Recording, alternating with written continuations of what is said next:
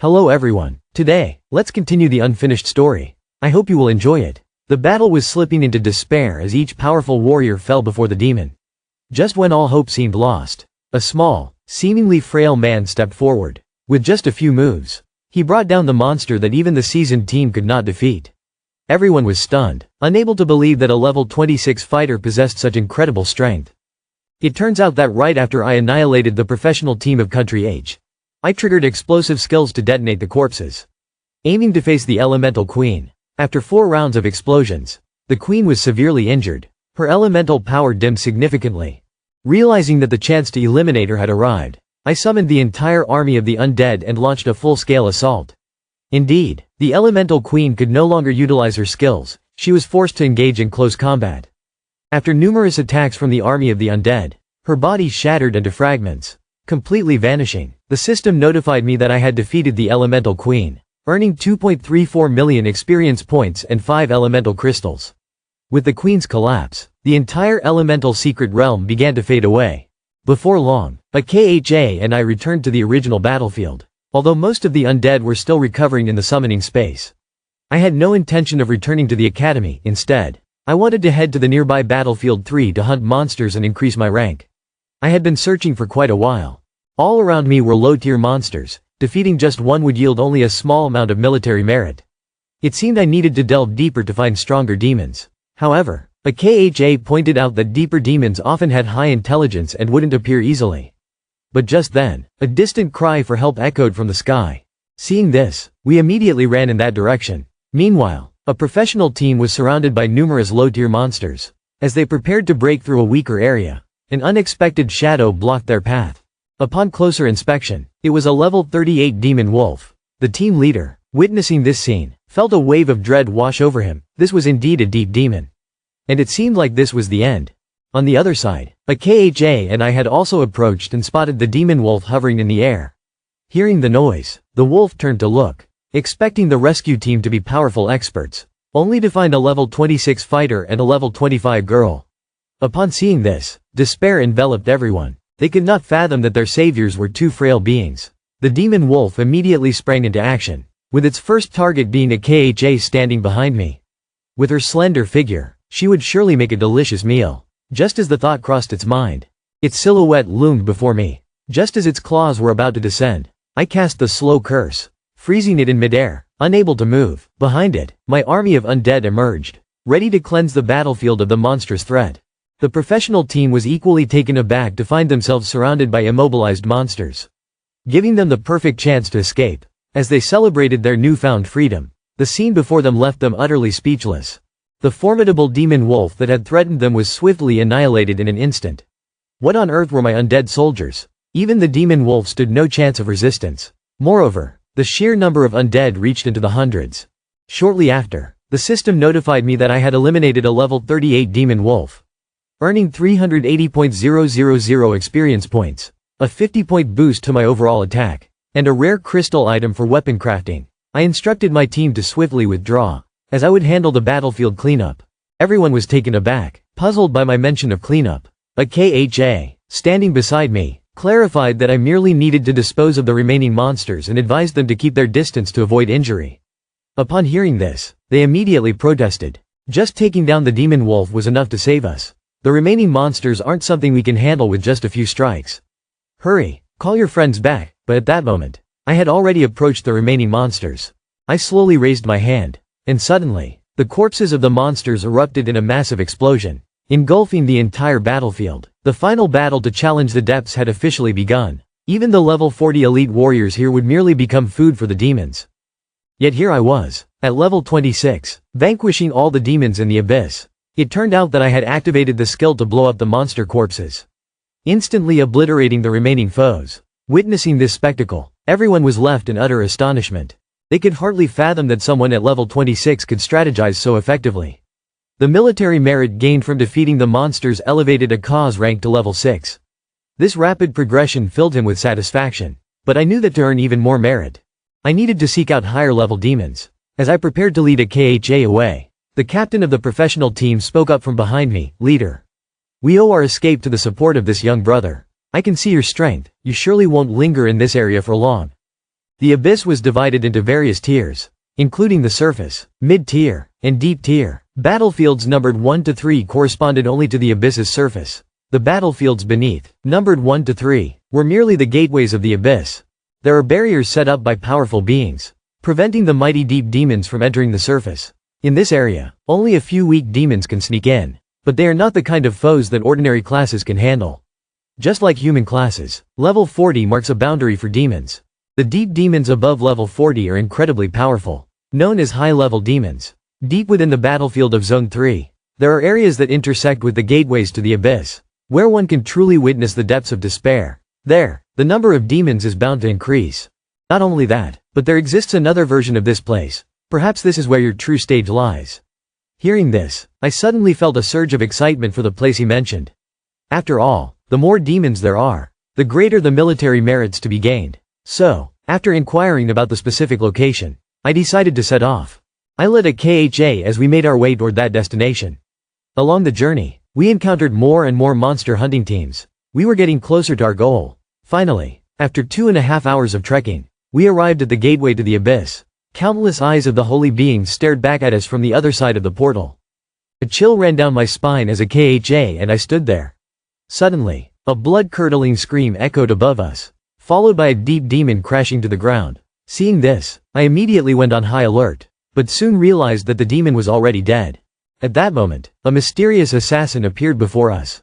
Clad in platinum gear, he even had the ability to soar into the skies. A KHA recognized him at a glance. This was a second-tier class above level 40.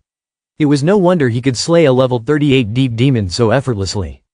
But this also proved that we had come to the right place.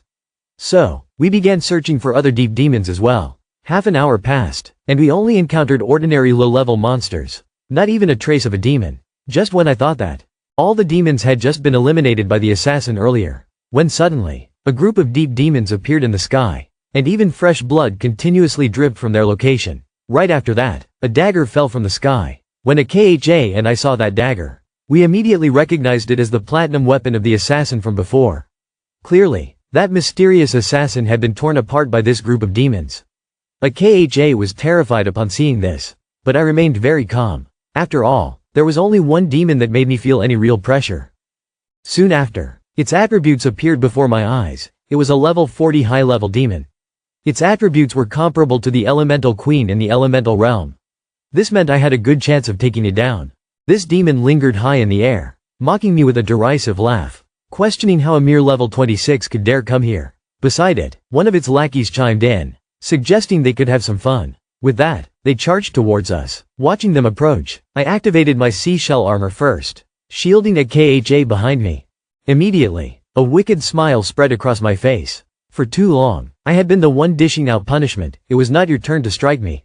With that, I summoned my army of the undead. Seeing this, the hidden demon activated his stealth ability, attempting to retreat, but I wouldn't give him the chance. I raised my hand, releasing the slow curse. Instantly, he was ensnared in red chains, suspended in midair. Following that, hundreds of my undead warriors surged forth. I was consumed by madness, alone at the gateway of the abyss, mercilessly slaughtering. Little did I know, just as I reached the edge of the abyss, countless monsters and demons flooded onto the battlefield. Once again, I found myself in the midst of a brutal fight. It turned out that as soon as I cast the slow curse to bind the hidden demon, my army of the undead seized the opportunity. They all charged forward together, despite the powerful punches from the undead army raining down on him. They failed to vanquish him. I realized that this was the hidden demon's physical resistance trait, granting him immunity to half of the physical damage. Therefore, I decided to summon all the undead mages. As the undead mages began chanting their elemental spells, the demon immediately fell into a panic. If this wave of attacks hit him, death would be inevitable. Thus, he quickly employed a binding skill, attaching himself to the body of an undead warrior. This not only allowed him to escape my slow curse but also provided him with a body to endure the hits. Yet, in the next moment, the elemental bombardment from the undead mages came crashing down upon him. This assault reverted him back to his original, pitiful form. He began summoning his minions for assistance. Witnessing this, I couldn't help but laugh. Are you calling for them? With that, all the corpses of his minions were lifted high by my undead warriors. Seeing this sight, the hidden demon could no longer contain his fury. I will tear you to pieces. If that's the case, then prepare to receive what you have given me. I command my undead warriors to hurl all the corpses at him. And immediately after, I unleash the skill of corpse explosion upon those bodies. The hidden demon watches in horror as the corpses of his minions swell rapidly. Yet he is powerless to intervene. In the blink of an eye, a violent explosion devoured him whole. Shortly after, the system notified me that I had eliminated a level 40 dark entity, earning 800.000 experience points, 500 military merit points, and a demon crystal. IKHE gazes at the badge in her hand, her expression one of disbelief. I never imagined that at my age, I could achieve the rank of second lieutenant. If my grandfather knew about this, he would undoubtedly be so astonished that his hair would stand on end. However, to level up again, I need 10.000 military merit points. Thus, we decided to set off towards the edge of the abyss to explore. Meanwhile, at the Ha Kin Academy, Old Man stared at Bai Shen in disbelief. Why was he being sent into the elemental realm? Yet Bai Shen merely smiled, claiming he simply wanted to explore the limits of his abilities. He had once single-handedly conquered nightmarish missions, vanquishing thousands of hellish hounds without even blinking.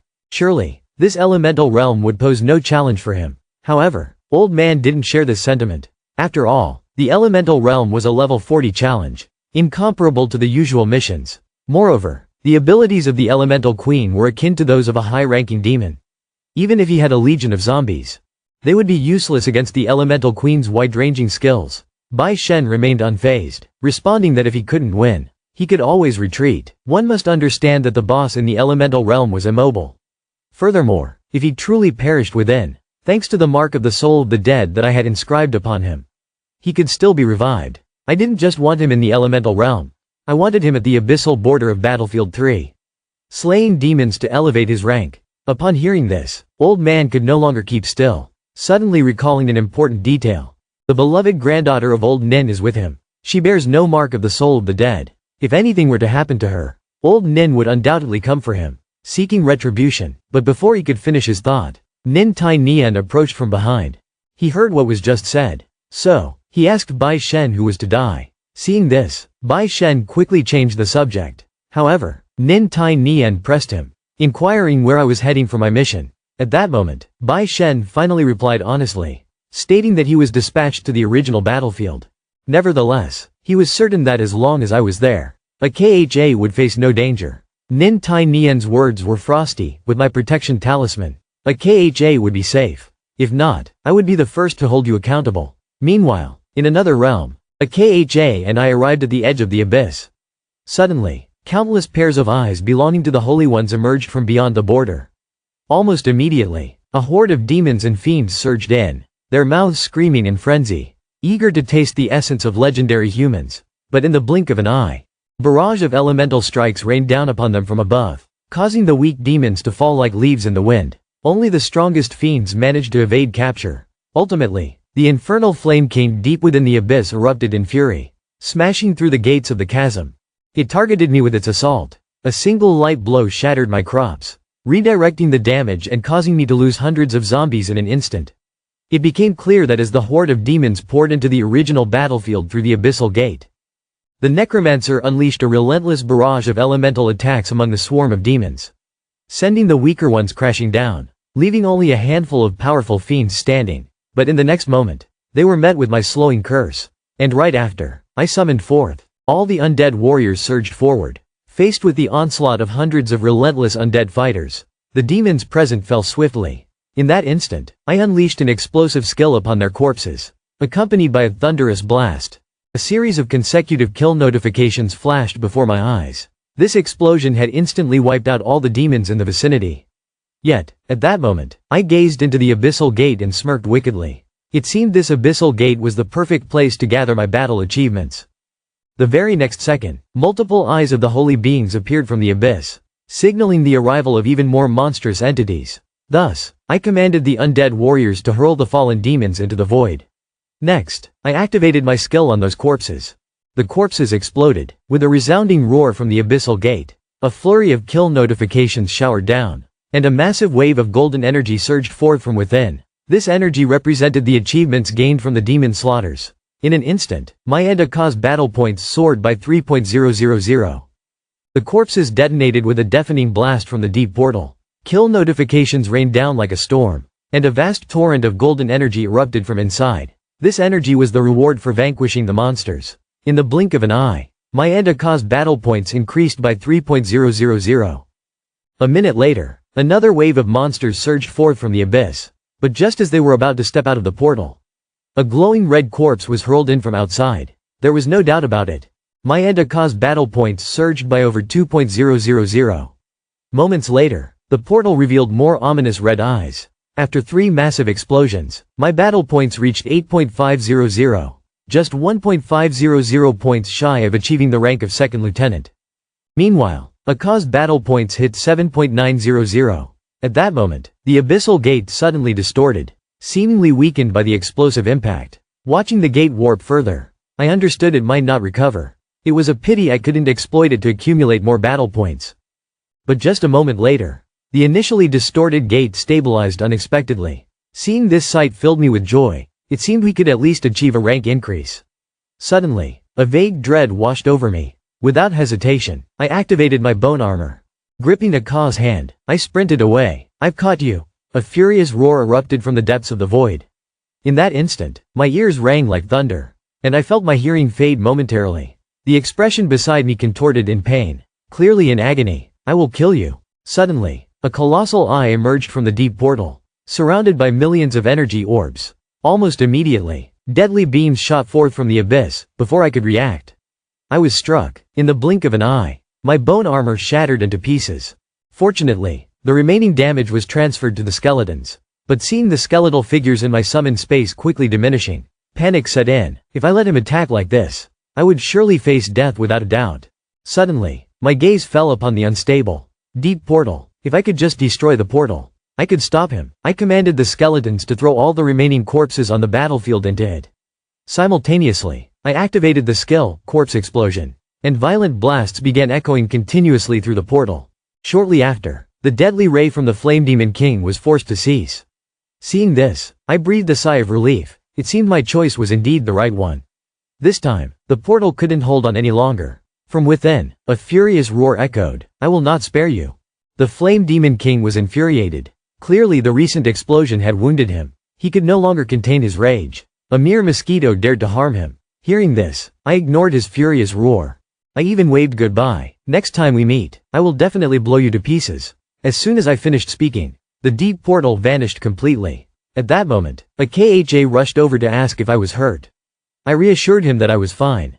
Just lost a few skeletal warriors. But this debt must be repaid double in the future. The only stealthy profession, the Death Mage, shone brightly once more.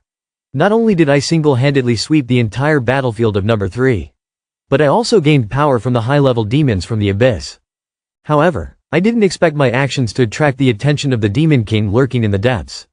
With just one blow, he shattered my prized bone armor. In the end, I sacrificed over 100 skeletal warriors to escape. At this moment, a KHA confirmed that I was unharmed.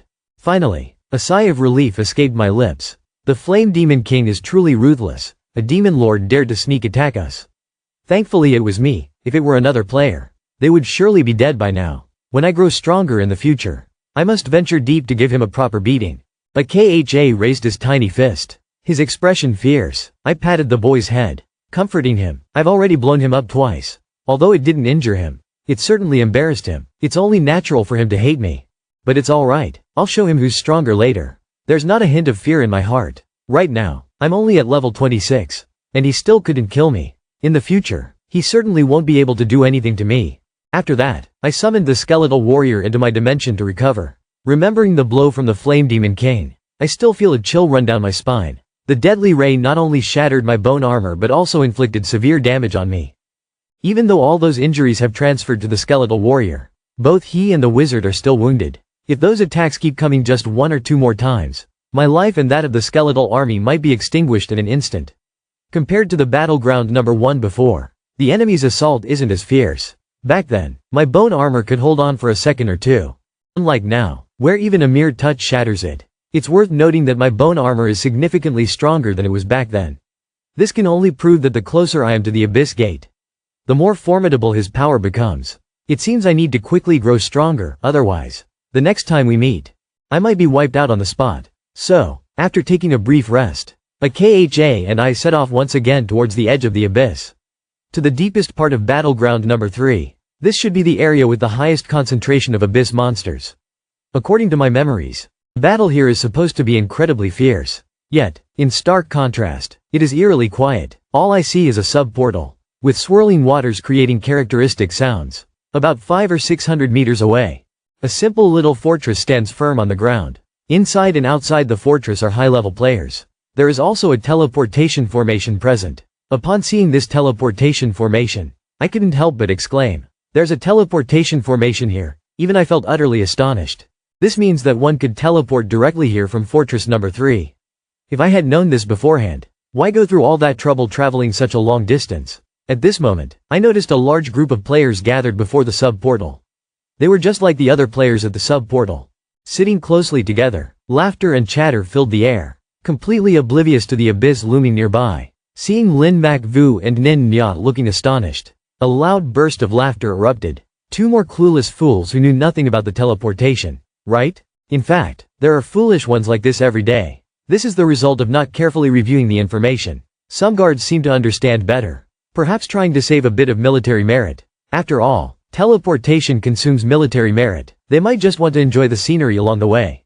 Or perhaps they wish to share some romantic feelings, unlike the lonely souls like you. But just as everyone was teasing each other, suddenly, one guard exclaimed, "Look at their levels. One is level 26, and the other is level 25. With those levels, coming to Battleground 3 is like voluntarily walking into the jaws of death." In their eyes, in the elemental planes, just a single elemental soul could wipe us out. But how did they even get here? A huge question arose in everyone's mind. They looked at each other, expressing their confusion. At that moment, the teleportation formation suddenly lit up. Suddenly, a pair of warriors emerged. When Akha spotted them, a smile broke on their face as they exclaimed, "It's Sister Wei Wei, she sees us." Thatch Tamin and the others joined in the laughter. "What brings you all here?" Akha quickly answered on my behalf. "We've come to carry out a mission, and also to take down some demons for some military merit." They suddenly realized that the emblem on their shoulders had been upgraded to a higher rank. Surely, they must have encountered quite a few demons on their journey. But considering my strength, defeating a few demons wouldn't be a daunting task. After all, the battle at battlefield number 1 was still vivid in my mind. I had fought like a war god during the defense of fort number 1. At this moment, Akha curiously asked what they were doing here. Luong Wei revealed that she came to level up. The experience gained here was exceptional, with a leveling rate even faster than in the Hell Dungeon. At this point, their levels had reached 31. While the Hell Dungeon only offered levels up to 26. The experience gained there was simply insufficient for their needs. Meanwhile, the spatial dungeon at battlefield number 3 was capped at level 30. Thanks to his superior gear, especially the shield from the Hell Dungeon, Thatch Tamin was fully capable of conquering this dungeon. They had completed it once at nightmare difficulty, though the challenge was steep. Overall, the experience gained was significantly higher than that from the Hell Dungeon. At this moment, Thatch Tamin and I discussed the situation within the dungeon. The dungeon in battlefield number 3 is quite unique. It blends the powers of the human realm, the elemental world, and the plane. The intersection of these three forces creates a dungeon that embodies features from all sides. The entire dungeon appears bizarre, with monsters attacking each other. The entire dungeon feels like a battlefield. The warriors entering the dungeon must choose a side to attack. The specifics will be revealed once you step inside. Thatch Tamin shared what he knew, but I was eager to learn about the terrain's difficulty. Hearing this, Thatch Tamin shook his head vigorously. "I want to live a few more years. With my level 31 power, entering nightmare difficulty would be like signing my own death warrant. Just look around, there are hundreds of warriors here, and only a handful have faced nightmare difficulty." However, I was not deterred by the thought of nightmare difficulty. In any dungeon, as long as there is hell difficulty, the rewards will far exceed those of nightmare difficulty. Naturally, I would choose hell difficulty. Back when I was only level 21, I dared to single-handedly tackle a level 26 hell dungeon in the Long Tribe outpost.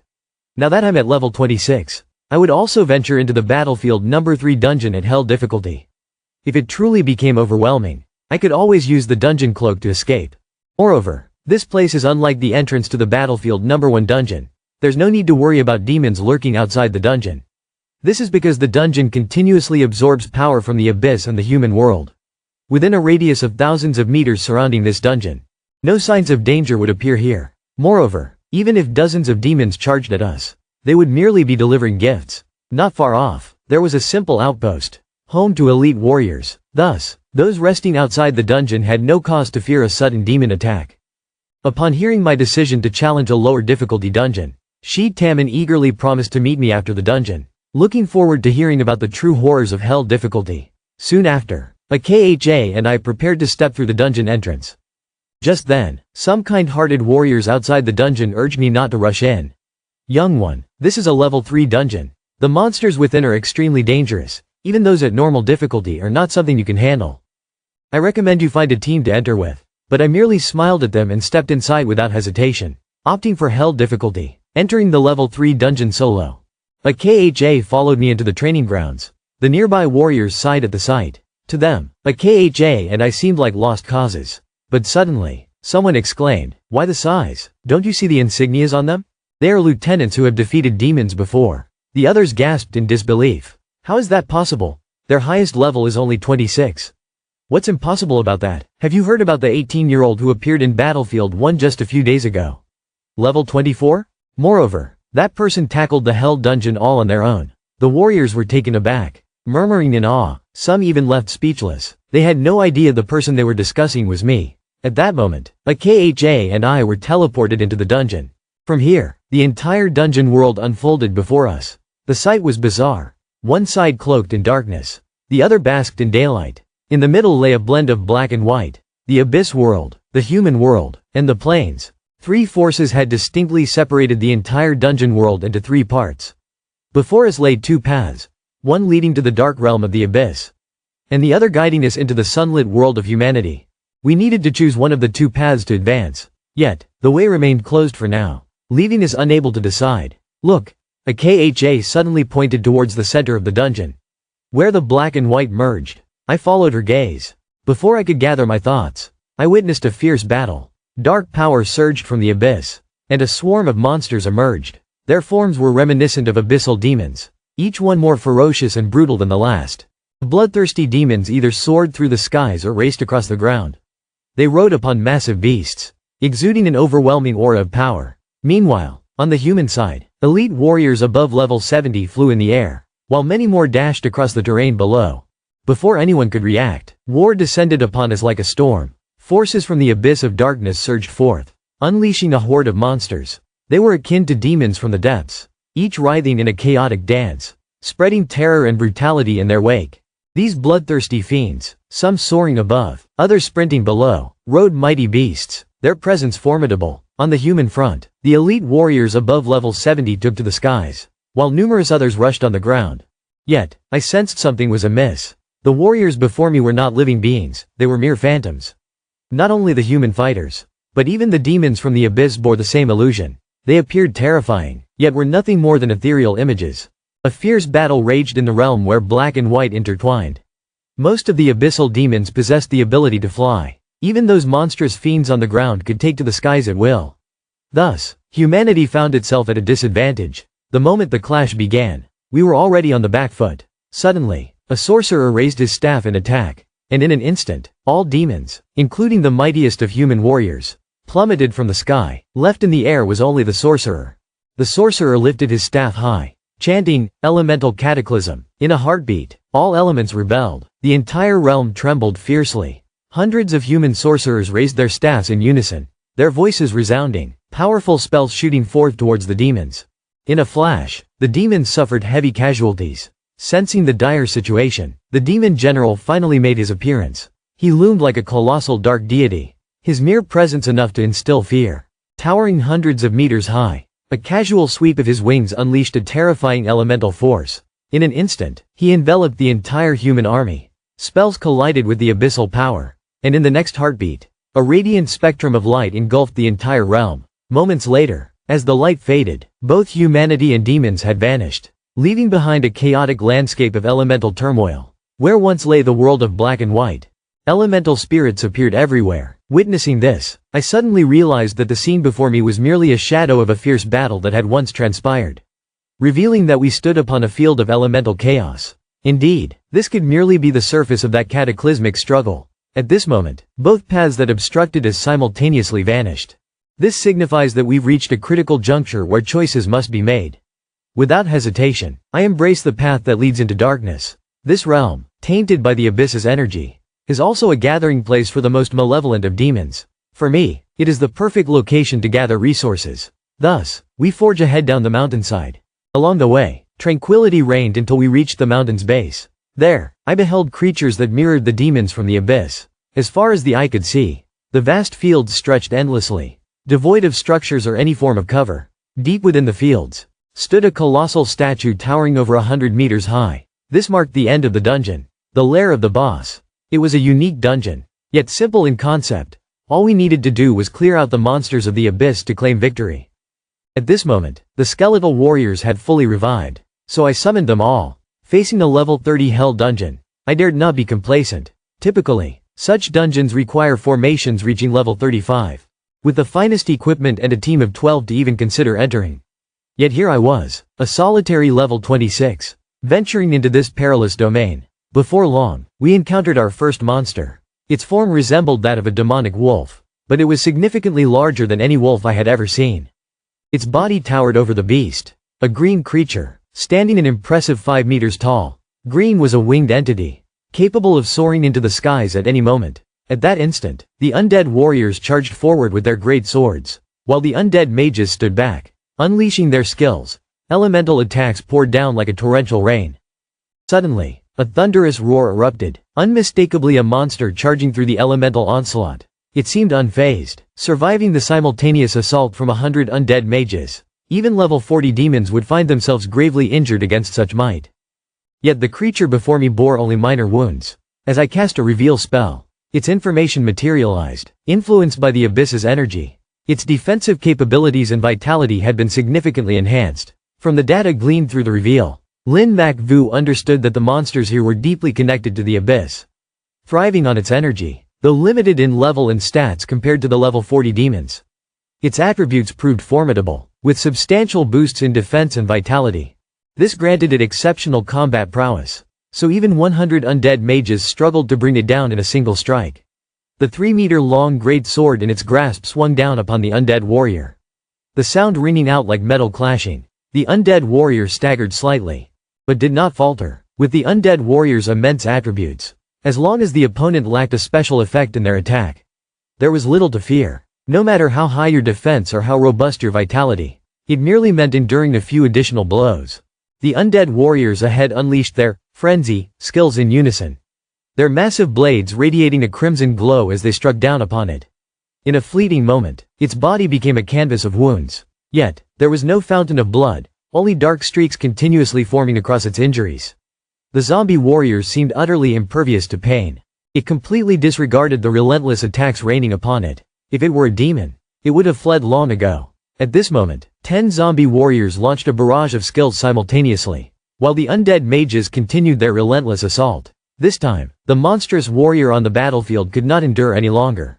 It emitted a strange cry, then enveloped in dark energy, vanished without a trace. The system notified me. Monster warrior level 34 defeated. Awarded 680.000 experience points. This experience gain was double that of the demons of the same level from the abyss. Yet, it was evident that this was a level 30 dungeon with hellish difficulty. Receiving such experience was only fitting. I stared at the spot where it had vanished. Frowning, it was no different from the monsters in the elemental planes, leaving no corpses behind. This indicated that my corpse explosion skill had been restricted. If so, the only option left was to methodically eliminate them one by one. As I stepped into the next area, darkness enveloped the world entirely. Only a faint glimmer of light remained, and visibility became exceedingly poor. All light that entered here was devoured by the shadows. Now, the only source of illumination was the flickering soul flames dancing atop the undead heads. I concentrated the soul flame in my hand to illuminate the surroundings. Yet it only lit a small area. At that moment, the golden light in Aka's eyes flickered. The assassin's skill had activated. Assassins are the spirits of the night, and darkness is their closest ally.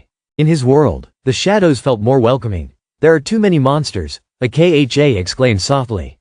He could see each creature lurking in the gloom, while I could see nothing at all. Thus, I instructed him to point out the monsters' locations, and I would take charge of their eradication. Akha was overjoyed. Ever since discovering the Dragon Clan's assassin, he had always felt like mere decoration. Little did he expect to play a vital role here. Shortly after, A KHA indicated the precise locations of each monster, and I immediately commanded the zombie warriors to charge into battle.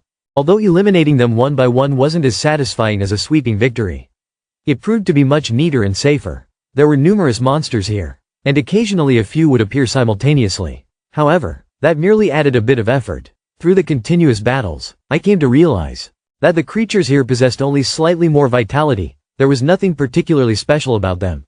With the same level of environmental difficulty, this place was far easier than the Dragon Clan's frontline dungeon. Throughout our journey, our experience points soared rapidly.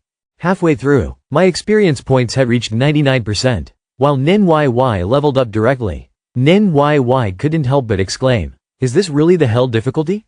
It's too easy." After taking down a few more monsters, I finally reached the point where I leveled up as well.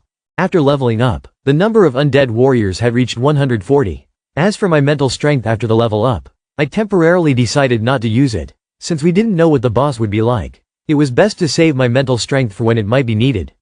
As we continued pushing forward, at some point, we had unknowingly conquered the Dark World. The difficulty of the monsters in the second half didn't change, but their numbers grew. It became common to face 2 monsters at a time, and sometimes encountering 4 or 5 wild rats was normal. However, I didn't feel anything at all. After all, what lay ahead were still the undead warriors. They never tired, felt no pain, and had no fear of life or death. No one was more relentless than them. At that moment, a KHA suddenly spoke up. "Magnu, do you think this place seems brighter?" But I had noticed the difference earlier. As we defeated more and more monsters, the once dark and lightless environment had genuinely become much brighter. However, a KHA seemed puzzled. Why did I feel like the boss statue was becoming much darker? Indeed, it was growing more and more ominous with each passing moment. Because each time we killed a monster, a portion of the dark energy it emitted would dissipate into the air, while another part flowed into the statue. The death of these monsters seemed to awaken a forgotten power within the boss. As for the dark energy released, I noticed it was drifting towards the direction of the human race. I was certain I wasn't mistaken. As we destroyed the abyssal monsters, the power of the abyss was weakening, while the strength of the human race was steadily increasing. Moreover, the energy from the deep abyss monsters we defeated all flowed into the statue after their deaths.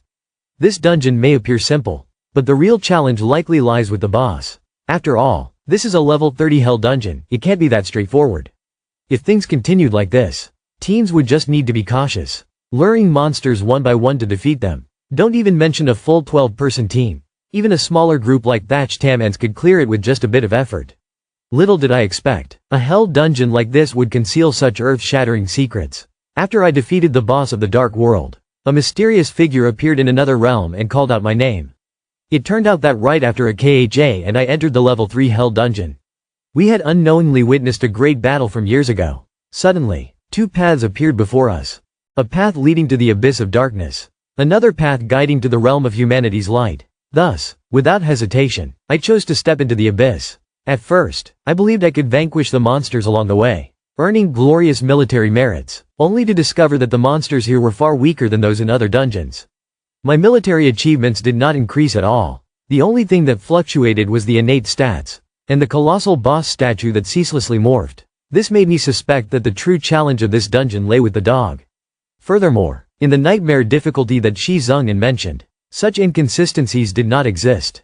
Moreover, the nightmare difficulty did not present the scenes we had witnessed. If it had, he would surely have described them truthfully. Shi Zhong'an had elaborately detailed their conquest process. While there were similarities, there were also glaring discrepancies.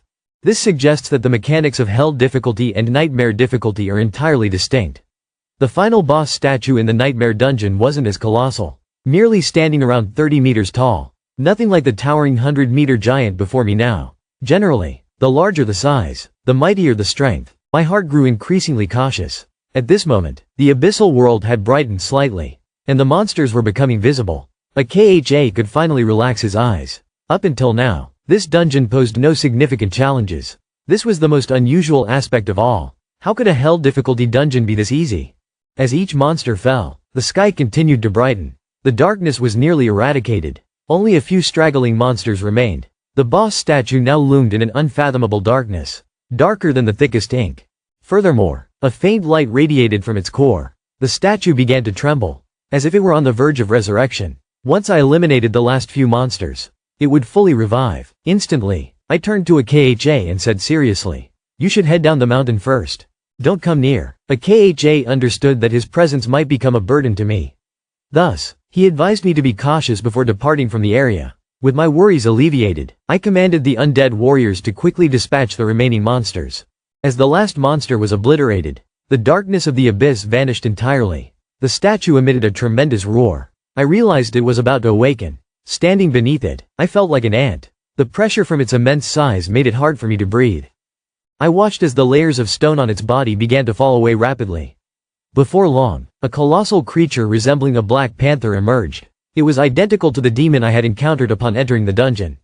Moments later, its attribute panel appeared. This was a level 36 elemental panther cane.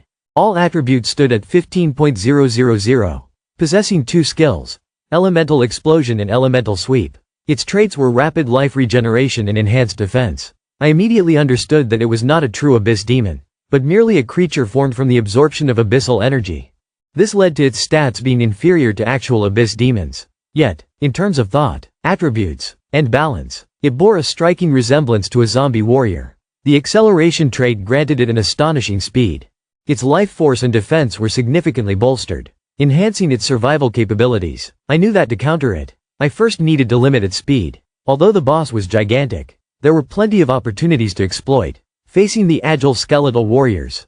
Moreover, under the effect of the slow motion skill, that colossal size became a burden for him. Just like the gigantic dragon I had witnessed during my career transition. It was slain by the hands of skeletal warriors. At this moment, the elemental monster had fully recovered, gazing at me like I was an insignificant ant, letting out a deafening roar. A roar erupted, a storm brewing. 4 types of elemental forces exploded simultaneously. Countless fireballs rained down from above like a torrential downpour. Recognizing the dire situation, I quickly activated the bone armor to shield myself from all elemental attacks. Immediately, I unleashed the slow motion skill, ensnaring it with hundreds of fiery red chains. The elemental monster, trapped, let out a furious screech, exerting all its strength in a desperate attempt to break free from its bindings. Yet, even as the ground beneath it cracked under its might, it could not escape the chains. Realizing its temporary inability to break free, it decided to swipe its claws at me in a fierce retaliation. In that moment, its speed reached a peak. Despite the effects of the slow motion skill, its claws created a flurry of afterimages. But I did not evade. A thunderous crash resonated, shaking the earth. It seemed the Beast King sensed something amiss. Its claws halted midair. It turned out that the bone armor I wore had effectively blocked its assault.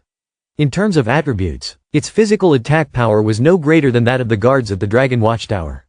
Thus, with the bone armor on, I had no reason to fear. And at the moment it attacked me, the skeletal warriors leapt onto it. A total of 140 skeletal warriors simultaneously activated their skills. As their massive blades descended upon it, dark tendrils of energy erupted from the elemental beast, surging towards the human realm. The skeletal warriors switched to their butchering mode. Their blades slashed into the elemental monster, each strike causing a burst of dark energy to spew forth. Immediately after, I summoned all remaining skeletal mages. Just like when dealing with the guards at the Hell Watchtower, I surrounded the elemental monster in the center. Thus, he couldn't strike at all the skeletal mages. As a wave of skills from the skeletal warriors unleashed, combined with a barrage of elemental attacks from the skeletal mages, the size of the elemental monster shrank instantly. From a towering height of over 100 meters, it was now reduced to about 90 meters. Seeing this, I could only shake my head. It was too weak. But suddenly, the elemental monster roared, as if stung by the humiliation of an ant's bite. Immediately after, it activated the skill, Elemental Explosion. Enormous elemental power erupted from its body. In an instant, dozens of skeletal warriors were sent flying. As the blast radius expanded, even skeletal mages several dozen meters away were blown away. Witnessing this scene, I was instantly taken aback. This skill was almost identical to that of the Elemental Queen, except she required a ring to wield it. But he didn't need that. It was clear that he had superior control over the elements. Recalling the images I saw upon entering the dungeon, I suddenly understood where the elemental fields came from, how the elemental realm was formed, and how the Elemental Queen came into being. It was the result of a fierce battle years ago. This elemental monster was one of the heroes of that conflict. Unfortunately, this dungeon merely simulated skills, attributes, and ranks under constraints. The elemental monster could not compare to the Elemental Queen in any regard. Along with that, the potency of the skills diminished significantly. At this moment, the blown-apart skeletal warriors charged in again. Remarkably unscathed, they completely disregarded the elemental monster's attacks. But the elemental monster grew even angrier, relentlessly unleashing skills, continuously exploding the skeletal warriors. The blown skeletal warriors returned with a pop. As the assaults persisted, the size of the elemental monster continued to shrink. In no time, its height dropped to 70 meters. But now, in a fit of rage, it activated its second skill. The skill was called Elemental Sweep. All the fur on its body transformed into whips, wildly thrashing through the air, imbued with various elements, delivering a dual blow of physical and elemental force. In a moment, a scene resembling a storm of fire and frost emerged, dazzling to behold. Unfortunately, while it looked stunning, it was ineffective. The skeletal warriors continued to ignore it. In my eyes, this giant was merely a target with tough skin. The speed it prided itself on became futile under the effects of the slow skill. I didn't need to exert much effort. Just buying some time would allow me to crush it. But the elemental monster was much weaker than I had anticipated. Doubts began to creep in. This hellish dungeon was even easier than the one at the watchtower. With a full team of 12, all it took was a little coordination. Victory is within reach. Yet, this is undeniably a hellish dungeon. Far from being straightforward. Perhaps the path chosen by humanity will be much more arduous. However, that thought was quickly dismissed by me. At this moment, the elemental monster was shrinking in size. It was also growing weaker. Although its attributes appeared formidable, the reality was that it only managed to cling to life for a few more minutes. When it finally transformed into a wisp of black smoke, completely dissipating, the dungeon was left devoid of any shadows, utterly dominated by light. Soon after, the system notified me that the elemental monster had been defeated. I received 2.160.000 experience points and a piece of gold tier equipment. The elemental staff. The experience was decent, but the item itself was utterly lackluster. Just a mere elemental staff. Its attributes were even inferior to the staff at the Hell Watchtower.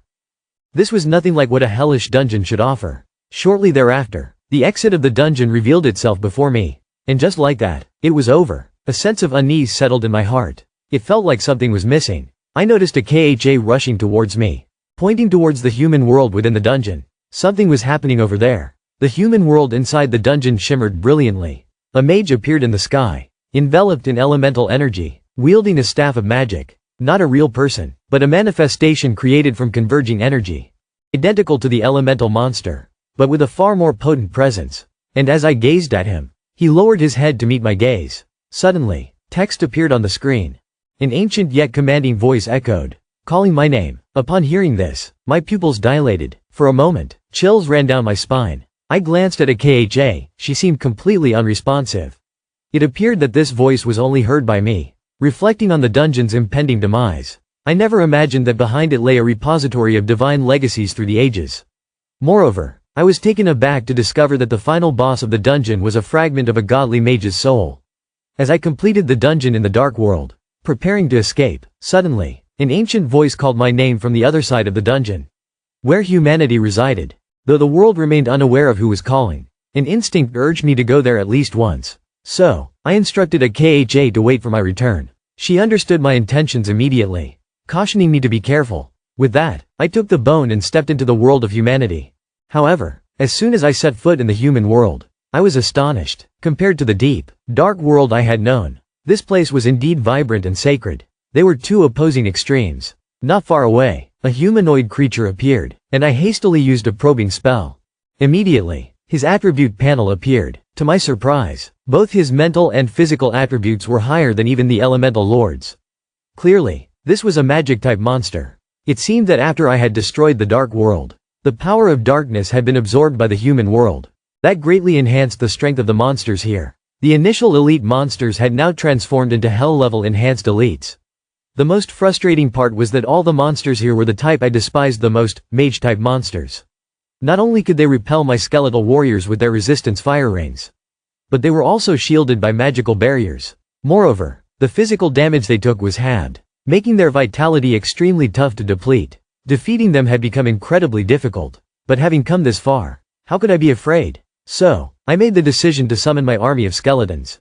The skeletal warriors, wielding their swords, charged forward, while the skeletal mages raised their staffs high. A barrage of elemental spells rained down on the enemy. But in the next moment, a green light flashed repeatedly around the mage's body. Suddenly, a magical shield appeared around him, blocking all the attacks from the skeletal mages. Then, from his body, a ring of fire erupted, forcefully striking the skeletal warriors in the front, sending them flying back instantly. This was the mage's resistance fire ring ability. The effect could bypass levels and counter attribute control skills. But luckily, my army of skeletal warriors was large enough that even though some were knocked back, plenty remained. Immediately after, the blades of the skeletal warriors began to relentlessly strike the magic shield. The shield quickly started to warp, and with a few more hits, it was on the verge of breaking. At this moment, the mage cast another spell. Fiery meteors rained down from the sky, turning the ground into a sea of flames upon impact. Yet, my skeletal warriors stood firm amidst the inferno, undeterred, continuing to slash at the enemy with their swords. After enduring dozens of blows, the magical shield could no longer hold and shattered. Just then, the skeletal mages unleashed their own spells in perfect timing. A moment later, I received a system notification. The enhanced level 36 elite monster had been defeated, earning me 1.96 million experience points. With that victory, I pressed forward, deeper into the human world. Along the way, I didn't encounter any other types of monsters, only the ones I despised the most. A total of about 20 or so. It took me over an hour to clear out all of those mages. Soon enough, I stood face to face with the final monster. The sorcerer I had encountered before opened his eyes and looked at me, saying, "Kill me." At those words, I immediately jolted. This humanoid sorcerer was not only capable of speech but also seemed to possess independent consciousness. The first thing he asked upon meeting me was to end his life. As I pondered over this, he slowly rose to his feet, and looking at him, I realized he resembled an ordinary human. Along the way, the humanoid creatures I encountered exhibited stark differences. He wore a robe, crafted from energy itself. As he stood, he instinctively adjusted it. Every movement he made indicated a sense of awareness. He was not an ordinary monster. This was the first time I had faced such a situation. At that moment, a red staff appeared in the sorcerer's hand. Upon seeing it, my pupils dilated. This staff was not merely an extension of energy, it was a genuine weapon. He slowly lifted his gaze to meet mine. "Do you want to know why? Kill me, and I will tell you." The words struck a dissonant chord. If he were dead, what could he possibly say? As I contemplated this, his staff was raised. Suddenly, a massive fireball shot forth, carrying with it an intense heat that sped towards me at an astonishing rate. A skeletal warrior swiftly positioned itself in front of me. The enormous fireball collided with the skeletal warrior, erupting violently, shattering its form. At the same time, flames erupted from the sorcerer, spreading in all directions. I quickly activated my bone armor, bracing against the destructive force of the flames. Seeing this, I couldn't help but exclaim, "The sorcerer's attack is overwhelmingly powerful, far stronger than that elemental king from before." Could it be that the defeat of the elemental king had concentrated most of the energy within the dungeon into this sorcerer? Perhaps even the energy of the humanoid monsters had coalesced into him. If that were the case, he had essentially gathered the entirety of the dungeon's energy within himself. At that moment, the sorcerer's voice rang out again, "If you can't kill me, I will kill you." Immediately, he raised his staff and began to chant an incantation. In that instant, the entire dungeon trembled. Witnessing the scene, my expression suddenly shifted. The exit of the dungeon abruptly vanished, and even my escape axe became useless. To leave this dungeon, I had to eliminate the boss before me. With this thought, my gaze hardened with determination as I raised my hand to summon my skeletal army.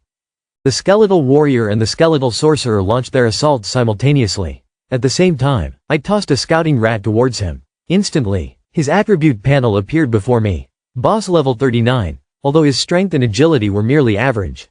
His spirit reached a staggering 40.000 points, and he possessed 5 skills. For practitioners, power isn't solely assessed based on attributes but also on skills. This elemental sorcerer had undoubtedly been a practitioner of the sorcerer class in life. After death, he was resurrected by the dungeon's energy, retaining the characteristics of a sorcerer. With 40.000 attribute points, he has surpassed even the elemental queen. This is the strongest boss I've ever seen concerning a single attribute.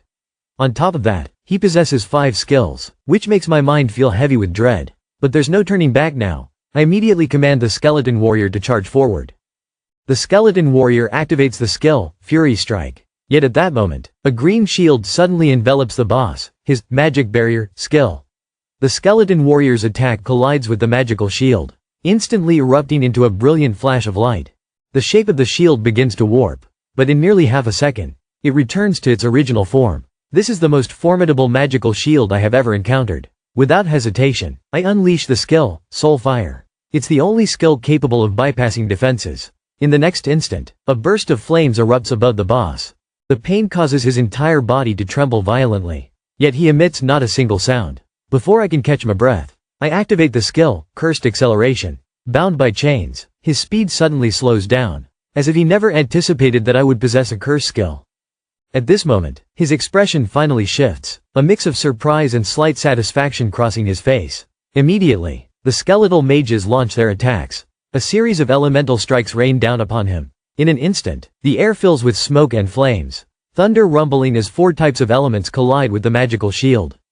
Soon after, the magical shield shatters, and the attacks from the skeleton warrior rain down upon the boss simultaneously.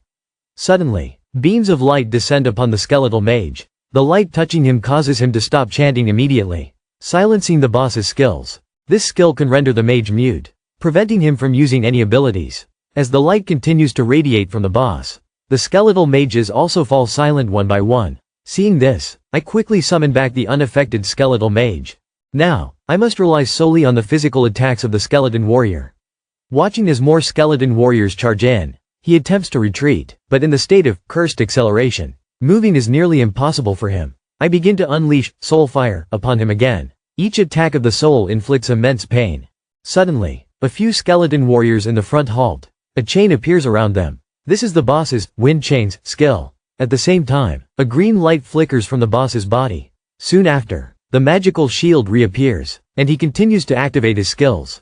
Each activation ensnares several skeleton warriors. In no time, more than half of the skeleton warriors are bound. From what I see, breaking the magical shield using the strength of the skeleton warriors seems nearly impossible. Now, it's all up to me. If it were before, I could use my explosion skill to clean up dungeons. But now there are no bodies in this booklet to activate the explosion skill. Therefore, Soul Fire is the only effective skill. Fortunately, the boss's magical shield proved to be no match for my relentless assault. As I unleashed my skill, Soul Fire, the boss's expression twisted into a grotesque mask of agony. Suddenly, he raised his staff and bellowed, "Fire of the cloud, destroy the world." Complex and mysterious symbols emerged beneath him, rapidly converging into a 5-pointed star. In the blink of an eye, the sky ignited in a fiery red hue. Moments later, millions of fiery meteors rained down. The scale and power of this attack dwarfed that of the mage who had assaulted me before. I immediately activated my skeletal armor for protection, but the vast area of the skill left me with nowhere to hide. I decided to take a gamble, daring fate to see who could endure until the end. Thus, I plunged headfirst into the meteor storm, continuously channeling Soul Fire. With each moment, I replenished my skeletal armor. Yet this drained my mental energy at an alarming rate. Thankfully, I had stocked up on plenty of recovery potions before entering the dungeon. Finally, the fire of the cloud, destroy the world, raged on for a full minute before subsiding. At that moment, a beam of light shot forth from the boss's staff. He intended to cast the silence skill to restrain my abilities. But silence had no effect on me. My use of the skeletal armor granted me immunity. All control and negative effects were nullified. Sensing a shift in the battle, the boss abandoned Fire of the Cloud, destroy the world, and turned to assault me with his Fire Explosion skill. Though it lacked the overall power of Fire of the Cloud, it could be unleashed repeatedly. The Fire Explosion skill rained down relentlessly upon me. Flames erupted before my eyes. Yet thanks to the protection of my skeletal armor, I stood my ground without flinching. Simultaneously, I unleashed Soul Fire at breakneck speed. After countless exchanges of blows, at last, the boss was exhausted and collapsed to the ground. Instantly, he transformed into countless shards of green light. Congratulations, you have successfully defeated level 39 boss, the Elemental Mage. Experience gained 3.900.000. You have received a Shattered Divine Staff, a Space Crystal, a Mythical Talent Stone, and a Scroll of Supreme Glowing Skill. As I beheld the rewards, I was immediately stunned. The items that fell were all treasures of immense value. The staff was a legendary weapon, though damaged. Its attributes were extraordinarily high. The Space Crystal could be crafted into a Space Transition Stone, and the Mythical Talent Stone could grant a 100% awakening for talents at level 3. Even the Glowing Skill Scroll held significant worth. At that moment, a KHA heard the commotion and rushed over. Upon seeing the staff in my hand, he was instantly taken aback. Did you really find an expansion staff here? Du tung le vu ki rien kua fap su cap than shu din. Dung Luke Du, Gay than Da Bong Toa Sang Ruk Ro. Va Mo Bong Hin Shuat Hin. Hin Dang Kua Noi Du Jiang Het Nu Bos Vua Roy. Thay Vei. Toi Voi Vang Ko A Kha Dung Sao Lung Ba Dong Voi Trang Bai Bo Job Zong. Don't worry, young man, came a low voice from the shadow. Soon, the shadow became clearer. Ake glanced at her and exclaimed, "You are Shu Yan, the mage god." Shu Yan looked at Ake curiously and said, "Miss, do you know me?" Toi Da Thay Tran Chan Dung Kua Gai Trong Bao Tang Than Ha. Kung Ko Joy Thu Vei Gai. Wa Ra Vi Fap Su Na Tung La Mo Quang Jia Kap Than Kua De Quoc Than Ha. Phi Biat Rang Kai Nung Noi Ko Kap Du Len Den 90 Wa Duok Goi La Kap Than. Ma Kap Du Kua Ong Luke Du Len Den 91. You single-handedly cleared the Hell-level dungeon but accidentally triggered the legacy of the gods from past eras. Not only did you obtain the legendary stone staff, but you also acquired awakening talent stones and a highly valuable spatial crystal. This spatial crystal even contained the coordinates of the abyss. I immediately promised to take it back and hand it over to the higher-ups of the empire. But Archmage Shu Dean shook his head and said, "The spatial crystal is now bound to your soul. Only you can use it, giving it to someone else would be pointless. Moreover, the talent stone is also soul-bound." As he said this, he looked at me with anticipation. "Have you awakened your talent?" I nodded, admitting that I had indeed awakened a divine-level talent, comprehensive enhancement, which brought a smile of joy to Shu Dean's face.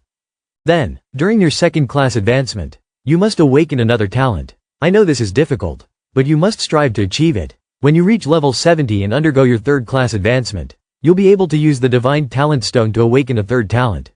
Shu Dean said with determination in his voice. "The resonance of 3 talents will bring your power to astonishing levels. For thousands of years, there has only been one third-level talent powerhouse in human history." His eyes were filled with hope, a longing for the future. "I hope there will be another level 3 talent powerhouse among humans. I also feel his love for humanity. So I told you I would do my best. But why did you choose me?" Arrogantly asking. "I don't look at those garbage. Giving them is a waste. I would rather these things spoil here than give up to those useless people." Before that, there was a little girl who was very good. At that time, I almost fell in love. Unfortunately, she is in the same group and is still a little missing. Speaking of which, that little girl looks a bit like you. As he spoke, his gaze fixed on me, and my heart suddenly stirred up. I quickly took out a photo and placed it in front of him. "Senior, are you referring to her? That's a photo of me and my sister up there. It must be her. The little girl has incredible talent. But sadly, she's still lacking a bit." When I received news about my sister, I finally sighed in relief. Knowing she was safe brought me peace of mind. Perhaps it's time for the professional tournament where we can meet. Later, I heard from 2NHAM that my sister had reached level 35 by then. However, that was several months ago. Her level might have already risen to 40 by now. But 2NHAM comforted me, saying that sometimes, level isn't all that matters. Just like how you, at only level 27, can solo the incredibly difficult level 30 dungeon. Generally, no one in the human race can achieve what you have. Moreover, your profession is very unique. In my time, I had never heard of anything like it. Your skeletal army possesses power that surpasses levels. It's a pity, though, that your skeletal army has a fatal weakness: it is too easily controlled. If you could awaken a resistance talent against such control, your power would reach terrifying heights. 2NHAM rambled on, sharing so many things. Perhaps it had been years since he last spoke, so he wanted to express everything he hadn't said. While Akha and I listened carefully, we both understood that once we stepped outside, he would cease to exist. In the end, I left the dungeon carrying 2 Nam's wishes. But as soon as we emerged, we attracted quite a bit of attention. Oh my, could it be? They actually conquered the level 3 hell dungeon. I wonder how they managed that. Some professions around were sneering, mocking that they had a good profession. I heard they even had a talent. How could they compare to us? Mere ordinary professions. At that moment, some people waiting nearby, Li Tinan quickly approached and asked, "Can you tell me about the situation in the hell dungeon?" But when I started to recount the monsters and bosses within, he couldn't help but swallow hard. Not just him, but several teammates were left speechless upon hearing it. When he learned there was a second one, Li Tinan and the others completely abandoned their plans to conquer it. Later, Li Tinan asked me if I intended to continue raiding the hell dungeon. But I replied that soon I would head to battlefield number 3 to hunt demons and earn merits. Because if it's just a level up, this dungeon won't allow me to use the body explosion skill, which would significantly slow down the leveling process. It's better to return to the academy dungeon where I can level up quickly. Although I had completed the task given to me by Bak Tian, I wasn't in a hurry to return. Since I was already here, I decided to kill more demons to earn additional merit. So, Akha and I set off towards battlefield number 3 in search of more demons. If we could come across a spatial passage, all the better, though that opportunity is something that can only be encountered, not sought. After I left, Li Tinin and the others didn't depart either, they stayed, waiting for the dungeon's cooldown to expire. For their level, hunting ordinary monsters wasn't an issue. But if they encountered a large group of demons, it would be dangerous. So, rather than risking their lives on battlefield number 3, they chose to wait here. It's quite amusing. Most people, like them, who could become demon hunters were usually around levels 36 or 37. Even people at level 40 have completed advanced career transitions. But it's not completely safe either, as teens often encounter danger. Liang Wei watched as we disappeared into the crowd and couldn't help but say softly, "Sister Ling is really great. Only at level 27. You can hunt demons on the 3rd battlefield." Li Xingnan murmured, "He can travel through the dungeon of hell alone, of course. An ordinary demon is nothing." As they were talking, suddenly a bright light shone in the sky, followed by the sound of the alarm bell. Everyone present was awakened. The lights and alarm sounds both come from the nearby human base. At this moment, several professional experts ran out of the base and shouted loudly, "Demon attack! Prepare for battle!" Their voices were loud and shook the entire space. Some people stood up anxiously, while others remained indifferent, as if this matter had become commonplace. Perhaps a huge spatial channel has emerged recently. But at most, there are only a few hundred demons and a few thousand ordinary monsters. We have so much here. It's easy to solve. But Liang Wei suddenly shouted, "No, Senior Ling is walking that way." Upon hearing this, Li Xing broke out in a cold sweat as he settled in. Even the guardians of the base were excited enough to imagine the power of the impending demon.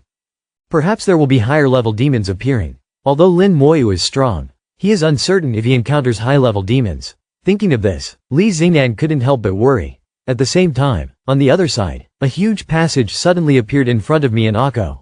Compared to our last meeting, this time it's at least twice as big. Soon after, a series of blood-red eyes appeared inside. Many evil spirits hurriedly rushed out, carrying a bloodthirsty aura, crossing time and space, and entering the world of the human race. "Good person, I'm here." The angry roar of the demons rang out as they landed, just as the image of the human world was about to come into focus. A flurry of crimson blades descended, unleashing a chorus of anguished cries. Almost immediately, elemental assaults from the skeletal mage followed in swift succession, with notifications of annihilation lighting up the air. The remaining demons attempted to flee, but how could I allow them to realize their sinister intentions? The white hand cast a slowing curse. In the blink of an eye, they were trapped in place, completely immobilized. In mere moments, all the demons were transformed into remains. This time, the achievements of Akha and I surged to an impressive 800 points. Shortly after, the second wave of demons unleashed from the void appeared. However, this time, I refrained from detonating the corpses, waiting patiently for them to charge forth before I launched my onslaught. I aimed to avoid alarming the fire demon lord within. I was acutely aware of my own limitations. Should I confront him again, I could not guarantee my escape from impending doom. As more and more demons flooded out from the void, the number of corpses I detonated gradually increased, until no more demons dared to emerge. This time, I racked up nearly 1,000 points of merit. I watched as the military insignia on my chest gleamed more brilliantly than ever before. At last, I became a scout of another realm. Akha needed just 600 more points to attain the same rank. But just as I was clearing the 6th wave of demons, we had accumulated over 5,000 points of military merit. And Akha had successfully leveled up to the position of a frontline warrior from another dimension. However, just as I thought the space would soon dissolve, a pair of crimson eyes suddenly emerged from within. Though few in number, their presence was formidable. They were evidently high-ranking demons, revealing the latent power within me. Finally, on battlefield number 3, my power was unveiled for the first time. In truth, after I dispatched the 5th wave of demons spilling from the void, I had thought the deluge was about to cease. Little did I know, numerous high-ranking demons lurked in the shadows of the void. With their might, as soon as they set foot on battlefield number 3, they would undoubtedly rise as the leaders of all demons on the field. Moreover, they possessed the ability to summon powerful allies, posing a significant threat to those who dared to stand at the gateway to the subworld. It would be their misfortune to encounter me. The moment they emerged from the void, a cataclysmic explosion engulfed them. A cacophony of despair as they were flung backward. Yet, as high-ranking fiends, their strength, attributes, and vitality far surpassed that of mere demons. A single explosion could only inflict wounds upon them. Upon witnessing the scattered corpses of their fallen kin, they realized that the demons before them had been utterly vanquished. Just then, another violent explosion erupted, severely injuring 4 more demons. I didn't give them a moment to resist, unleashing the corpse explosion technique twice in rapid succession. In a flash, they departed from this world, engulfed in an endless gloom. At that moment, my and Akei's military points surged by 2.000. The space around us began to distort, and soon after, blood-red eyes emerged within the void. However, the instability of the space made them hesitate to step out. Seeing this, a sly smirk crept across my lips as I commanded the skeleton to hurl 2 corpses into the abyss. The instant the bodies entered the space, I unleashed an explosive skill. A thunderous explosion erupted, followed by the haunting wails that echoed relentlessly. Simultaneously, notifications of kills began to flood my screen. My military points and Akei's skyrocketed by another 7.000. And the golden star gleamed brightly on my military badge, bringing my total to 22.000 points. My rank ascended to 2 stars. Nearby, another soldier at the outpost celebrated with glee, as their own rank also climbed. At that moment, the space began to collapse, leaving only the scattered corpses of the fiends. Beside the alternate world in battlefield number 3, hundreds of practitioners stood poised for action. Yet, they waited in vain for any sign of the fiends. The alerts from the base were undoubtedly accurate. A vast space had indeed appeared nearby. But why were there no fiends in sight? Now that the space had vanished, not a single fiend remained. Thus, the base defense team advanced toward the void, with the practitioners trailing closely behind. However, after a while, all they found were the scattered remains of fiends, some piled high. Clearly, this was the handiwork of humans. But who could have done this? Able to eliminate them so swiftly in such a short time? To have slain so many fiends, including several level 40 beasts. Was there a powerful figure who had casually passed through and effortlessly dispatched them? Everyone fell into a spiral of endless speculation. Yet, Shi Xingnan felt an uncanny familiarity with the scene, as it perfectly matched my style. Deep down, he surmised that all of this was my doing. Even Luang Niok beside him suddenly realized that with the power of Lin Hokda, I could easily achieve this. To think I had been worried about him, when in fact, I had been overly suspicious. In the end, everyone breathed a sigh of relief. Indeed, it was a comforting thought. With a mere wave, we could return and continue our training. Reaching level 35 would enable us to become monster hunters, slaying fiends to earn military points. Meanwhile, the others examined the fiend corpses for hours, yet found nothing of value. Ultimately, they had no choice but to withdraw. At least the fiends had been eradicated. It wasn't the worst outcome. In the days that followed, Akha and I wandered deep within battlefield number 3. Regrettably, there were no further opportunities for us to encounter the dimensional rift again. We could only hunt down a few stray demons. After 4 days of relentless pursuit, our battle achievements had grown slightly. Yet, we still had a long way to go to reach the coveted 3-star rank. Akha announced that it was time to return, with only 3 days left until the professional conference. Tomorrow we would head back to the Ha Kim Academy for a day of rest. Soon, we would reunite with Jiang Dao Dao and a few others, all set to journey to Nam Hong Tan for the professional conference. I calculated the time and realized it was indeed time to head back, as I needed to return to Ha Kim Academy to submit our mission report. But just then, the teleportation event that Lac Van had prepared for us suddenly took a wild turn. Akha exclaimed, recognizing the situation. It was the Warfield Demon King. Without hesitation, she shattered the moment of teleportation. Suddenly, a monstrous figure cloaked in darkness materialized before us. He was the world boss of level 39, the Warfield Demon King. He would randomly appear on battlefields 1 to 3, and each appearance lasted only 30 minutes. It was uncertain where he would surface next or when. Thus, finding him was indeed a daunting challenge. If one were to mention the bosses most frequently vanquished across the world, he would undoubtedly rank among them. This time, the Warfield Demon King had manifested in battlefield number 2. Coincidentally, Mac Van had spotted him. However, in addition to Mac Van, another team had also found their way to him. On the ground, a group of 12 was launching an assault on Mac Van, their sorcerer skills dazzling like fireworks in the night sky. In the sky, bursts of light exploded like vibrant fireworks. Mac Van rode the unicorn, swiftly gliding through the air, evading the relentless attacks. The unicorn, cloaked in a shimmering aura, served as a magical shield conjured by the sorcerer, not only deflecting assaults but also unleashing holy energy orbs in fierce retaliation. Unfortunately, within our professional team, 2 knights surged forward, intercepting Mac Van's attacks. Though individually they lacked the strength and prowess of Mac Van, their numbers and seamless teamwork created a formidable barrier. Left to fend for himself, Mac Van found himself at a stalemate. He was ensnared by their attacks, unable to break free. At that very moment, another team of 8 approached, preparing to strike the Warfield Demon King. Should the Warfield Demon King fall to that team, the next appearance would be delayed by at least a month. Mac Van furrowed his brow. He had informed them long ago. Yet they still had not arrived. Deep down, he longed for my swift arrival, believing that my strength could offer a glimmer of hope. Just as this thought crossed his mind, the space beside us twisted and warped. Moments later, a KHA and I were teleported. At the same time, skills flew towards us. Archers unleashed a rain of arrows. Ma Yun commanded the unicorn to shield us. Nevertheless, a few attacks landed on me in a KHA. Fortunately, my sea armor absorbed all the blows. Seeing this, a KHA inquired about what was happening. Ma Yun revealed that he had discovered the Demon King's battlefield. But coincidentally, the Royal Guild's members were also nearby. It goes without saying that this was a powerful boss, and such encounters were common in the wild. Moreover, this is the world boss that can drop the Soul Crystal, a coveted prize for the major guilds. Hearing the 4 words, Royal Guild, memories of the earlier incident at the West Sea Mine flooded back to me. Instantly, my gaze turned icy. I glanced down at the attackers below. They wore the familiar attire I recognized, unmistakably members of the Royal Guild. A smirk crept onto my lips at the sight. In that moment, an aura of coldness radiated from me like never before. And at that very instant, suddenly, a furious shout erupted from below. Lin Moyu. I turned at the sound, realizing it was Wang Hao. He was looking at me with eyes filled with hatred. Ma Yun whispered beside me. He's the vice president of the Royal Guild. They're here for the Soul Crystal because of him.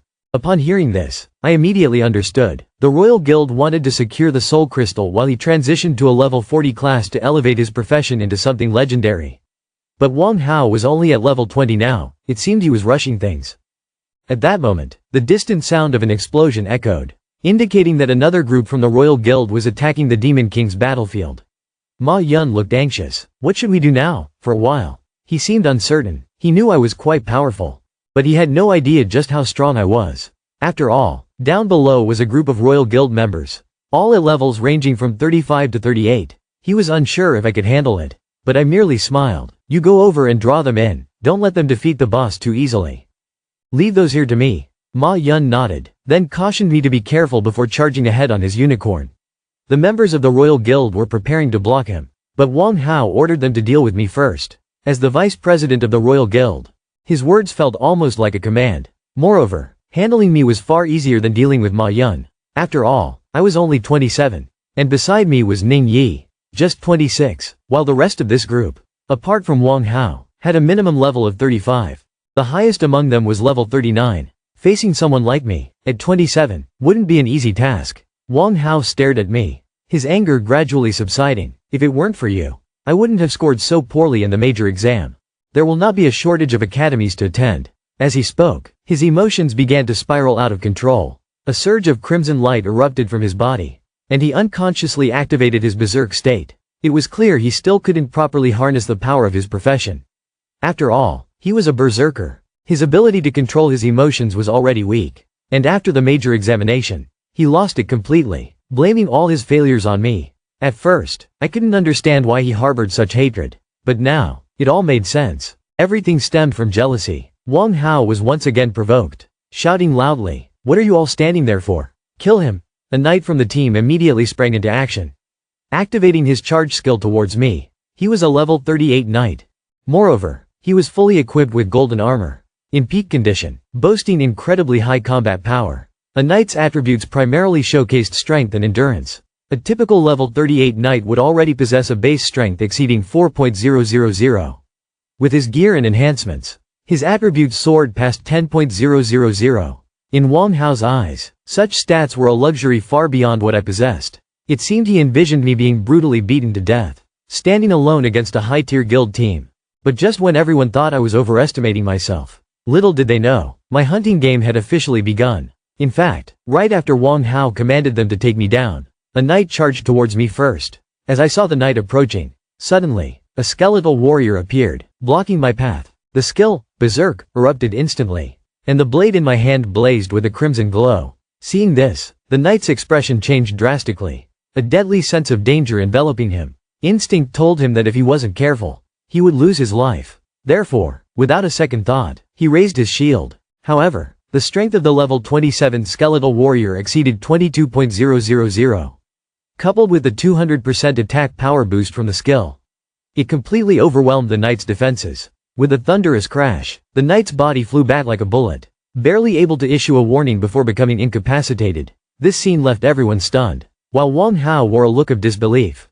In the team, the healers quickly activated their skills to mend the knight's wounds. Wang Hao also snapped back to reality, shouting orders, "Kill him!" For a moment, spells and attacks surged forth like a tidal wave. Seeing this, I could only smirk coldly. Instantly, a massive horde of skeletal warriors appeared. They charged forward like a storm, the sound of bones clashing echoing in the air. The mages following suit unleashed 4 types of elemental spells simultaneously. Hundreds of spells rained down, enveloping them under the astonished gaze of Wang Hao and the others. The magical shields of the mages were nearly shattered in an instant. The archers activated their evasion skills, trying to rely on their nimble movements to dodge these lethal attacks. Unfortunately, the magical strikes included not only single-target assaults but also widespread devastation. They were utterly unable to evade. In their desperation, the knights could only raise their shields high, shielding the support roles behind them. Meanwhile, the healers continuously employed their skills to mend the wounds of their companions. Yet, the cries of anguish rang out relentlessly. Among them, Wang Hao was the most miserable. Though he had activated his berserk skill to enhance his defense, his level was merely 20, a single hit could nearly spell his doom. If not for the knight pulling him beneath the shield, he would have long since succumbed. In that moment, Wang Hao resembled a lost dog, howling in despair. He could hardly comprehend why the enemy was so overwhelmingly powerful, and how they even had a summoner mage on their side.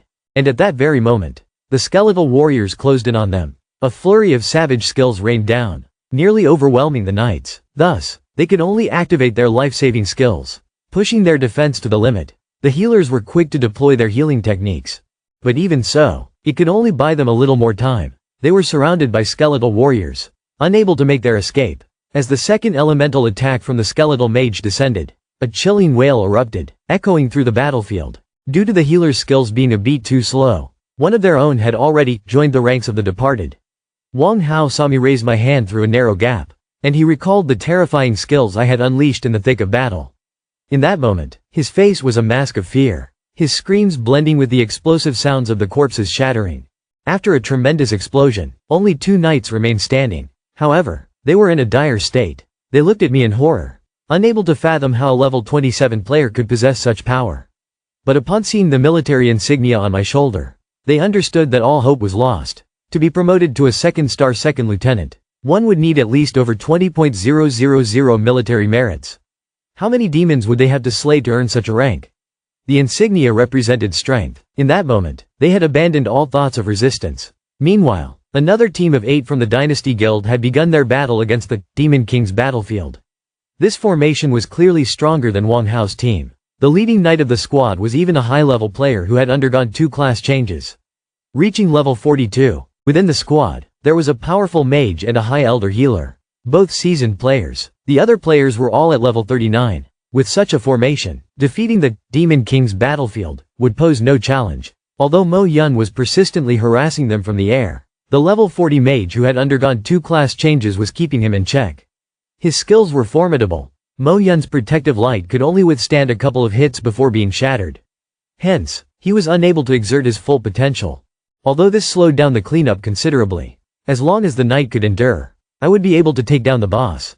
Just as Mac Van was worrying about this, he suddenly received an invitation to join my team. Without hesitation, he immediately accepted. In no time, everything was settled. He lowered his head and noticed that I and a KHA had rushed closer.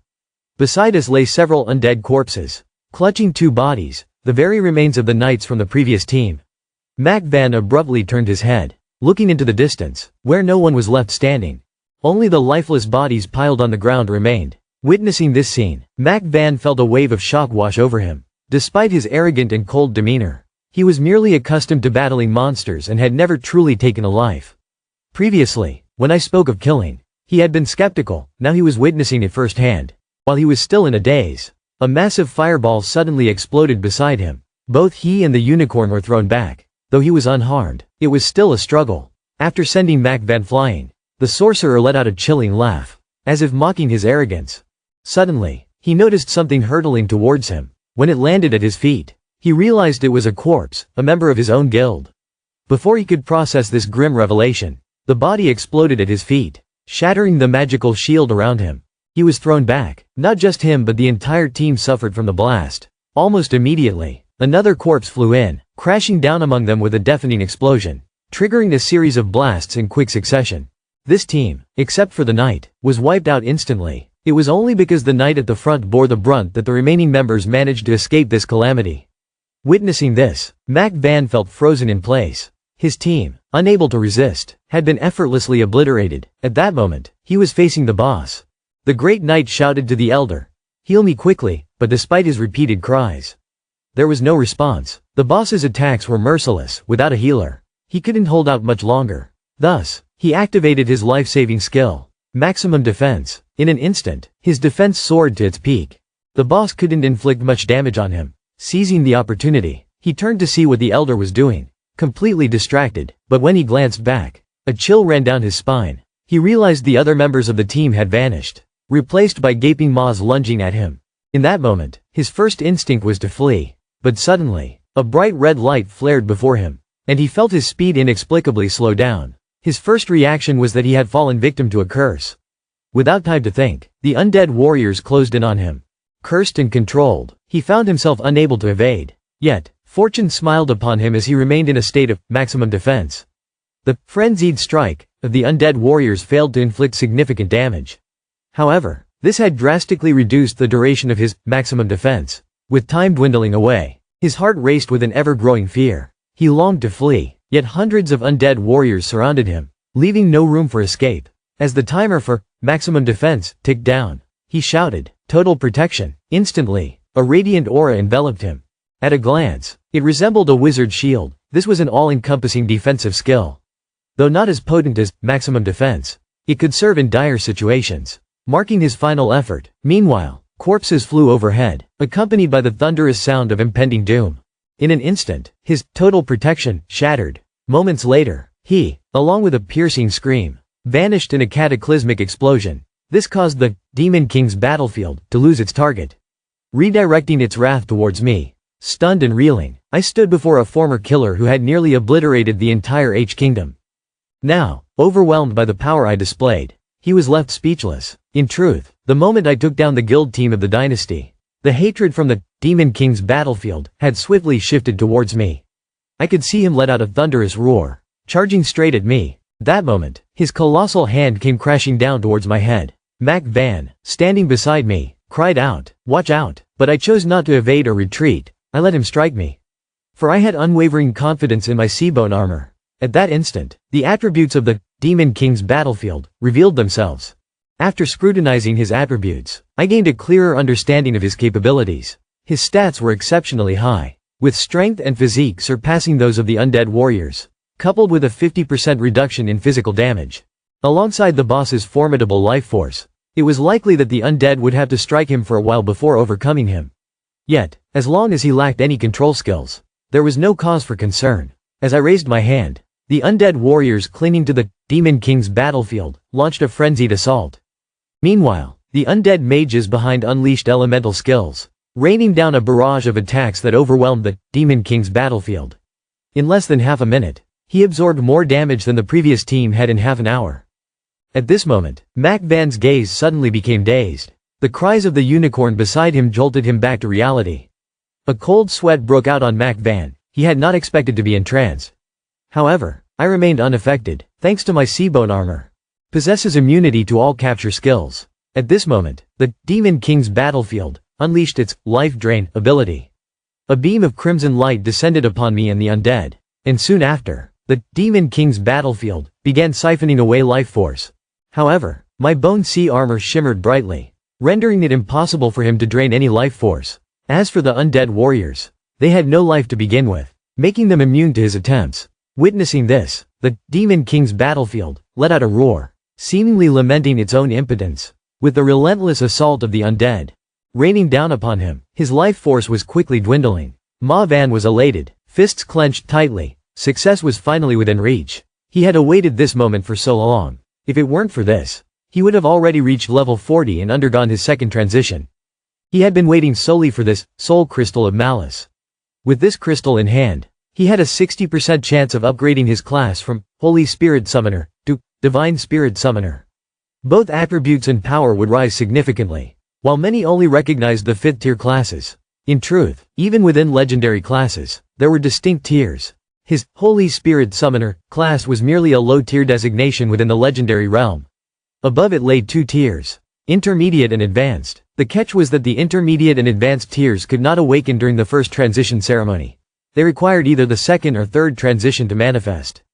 Finally, the Demon King's battlefield exhausted its last drop of blood and crashed down with a thunderous thud.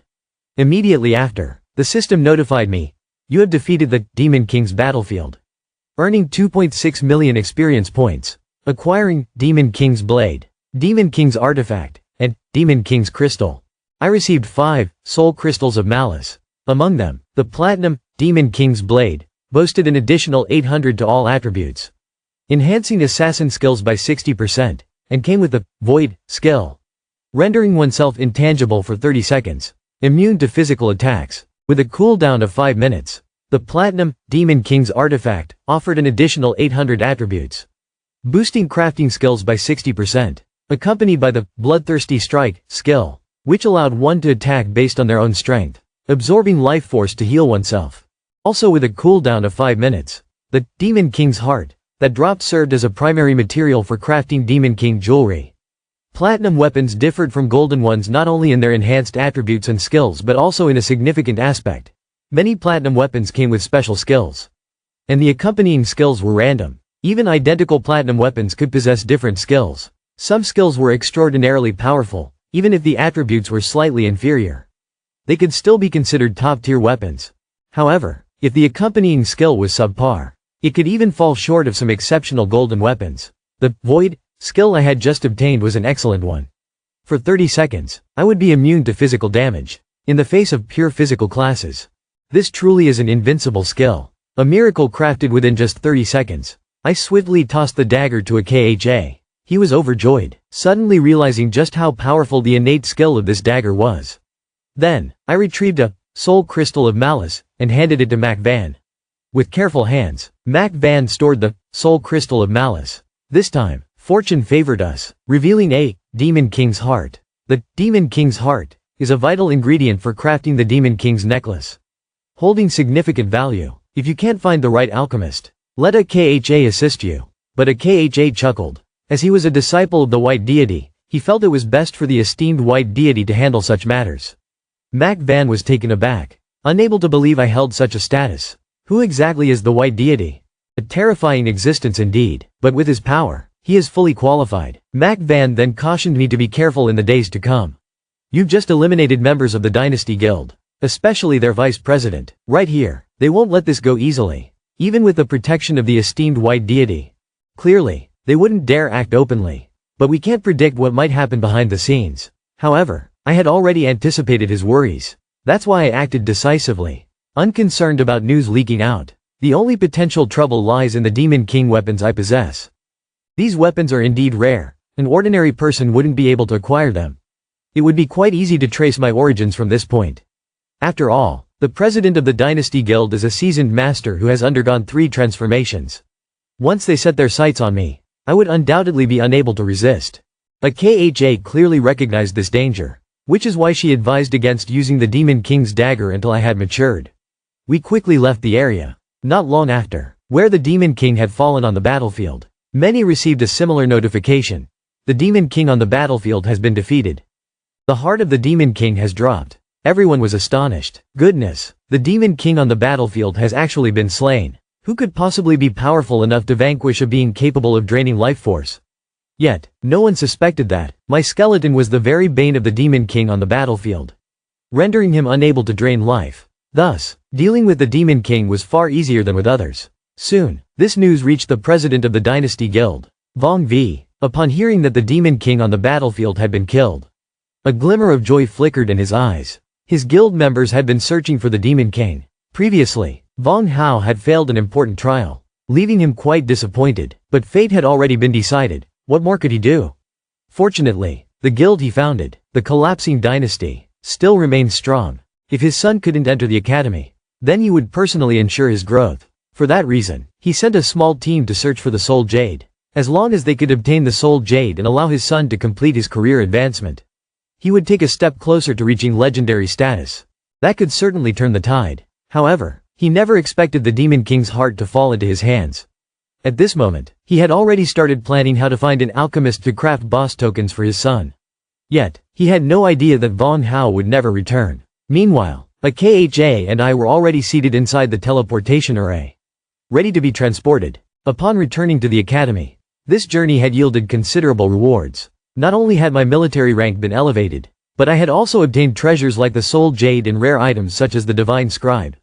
I even encountered the lingering soul of 2NHAM, the Divine Mage. All of these experiences would become milestones on my path to growth.